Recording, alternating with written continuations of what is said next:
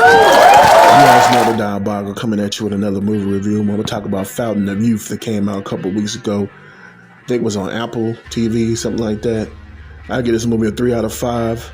This movie kind of remind me of like National Treasure with Nicolas Cage about 10 years ago, 15 years ago when this movie came out. The National Treasure movies came out. That's basically what this movie reminded me of. This guy was looking for the Fountain of Youth.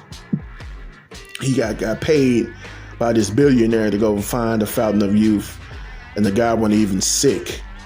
And the guy brought his sister along with him. His sister had a child and was going through a divorce. And they was going all over around the world looking for clues to find the Fountain of Youth. So that's why it kind of reminded me of National Treasure.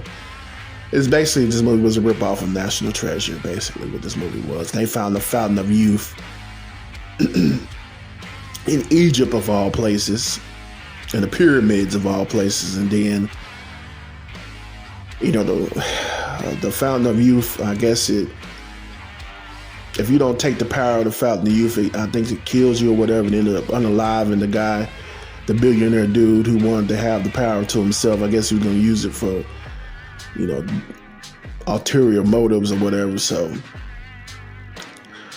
I enjoyed the movie. It was okay. It kind of dragged on a little bit. I know the score on Rotten Tomatoes ain't good with this movie, but I enjoyed it. It was all right to me.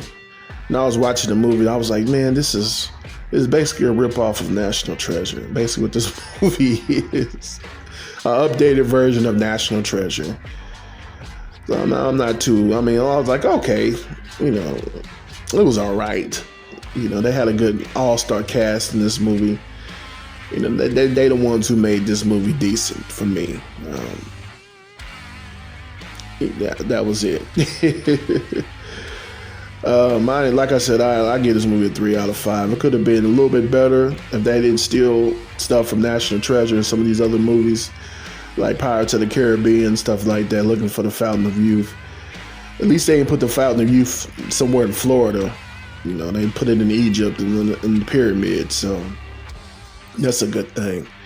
But like I said, I give this movie a 3 out of 5. It's worth a watch, though. It's worth a watch, one-time watch.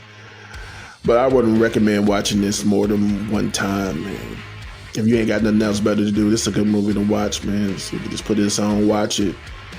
You know, you get to see all the scenery. They go into different, you know, places in the country, all over the world and stuff like that. They hopping from one location to another location to another location. That's the only good thing about this movie, really.